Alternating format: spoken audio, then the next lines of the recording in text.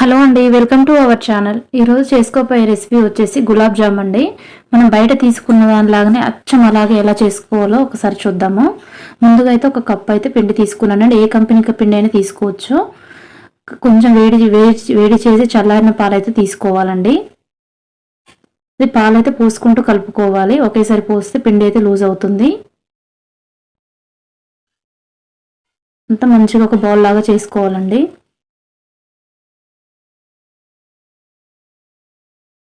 మీరు పర్టికులర్గా ఏ కంపెనీ తీసుకుంటే వస్తుంది అలా ఏం లేదండి. ఏదైనా తీసుకోవచ్చు. గులాబ్ జామ్ పిండి బయట దొరుకుతాయి కదా సూపర్ మార్కెట్లో, అవి అయితే కలిపి పక్కన పెట్టేసుకొని గిన్నె గ్యాస్ పైన పెట్టుకుని మనం ఏ కప్పుతో అయితే పిండి తీసుకున్నామో అదే కప్పుకు కప్పున్నర అయితే చక్కెర తీసుకున్నానండి.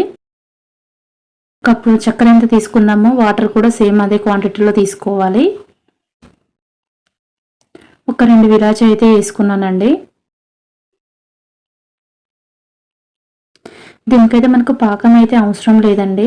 అంటే తీగ పాకం అలా రావాల్సిన అవసరం అయితే లేదు. కొంచెం లేత జిగురు పాకం వస్తే సరిపోతుంది.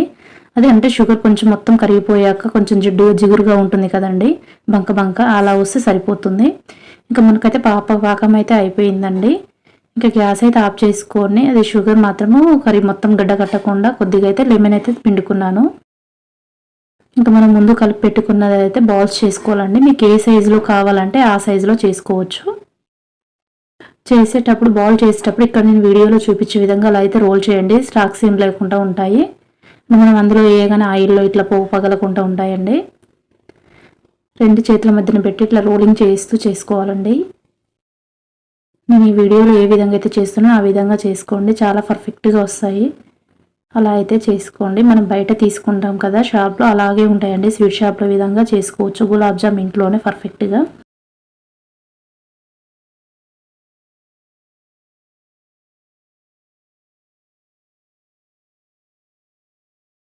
పాలు మాత్రం వేడి చల్లార్చిన పాలు అయితే తీసుకోవాలండి. వేడి చేసి కాగబెట్టుకున్న పాలు.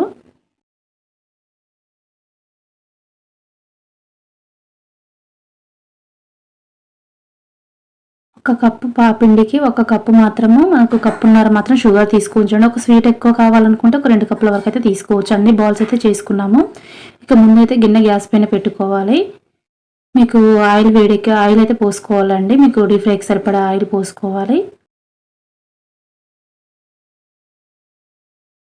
ఫస్ట్ అయితే కొద్దిగా అయితే పిండి వేసుకోండి. అది ఆయిల్ వేడెక్కిందా లేదో చూడడానికి అలా బాల్స్ లాగా వచ్చేటప్పుడు అయితే వేసుకోవాలండి.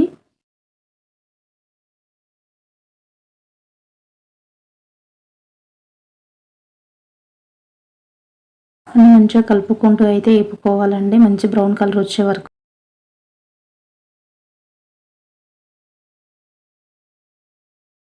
ఫస్ట్ వేసింది ఆల్రెడీ అయిపోయిందండి. అది తీసైతే పక్కన పెట్టుకోవాలి. గ్యాస్ మాత్రం లో ఫ్లేమ్లో మాత్రమే పెట్టండి. హై ఫ్లేమ్లో అస్సలు పెట్టకండి. ఎందుకంటే హై ఫ్లేమ్లో పెడితే పైన మంచిగా కలర్ వస్తుంది, కానీ లోపల మాత్రం పిండి ఉంటుంది. లో ఫ్లేమ్లో మాత్రం పెట్టి చేసుకోవాలి. చూసారండి, ఒక్కటి కూడా ఏం పగలకుండా మంచిగా పర్ఫెక్ట్గా వచ్చాయి.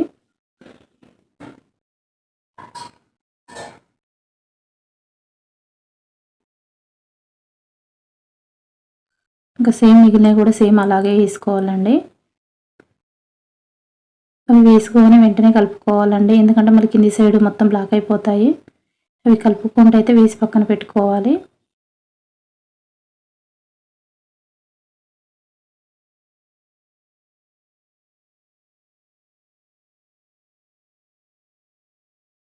మనకు షుగర్ సిరప్లో వేసుకోవాలండి. అవి వేసుకునేటప్పుడు కొద్దిగా అయితే గోరువెచ్చగా ఉండేటట్టు చూసుకోండి సిరప్.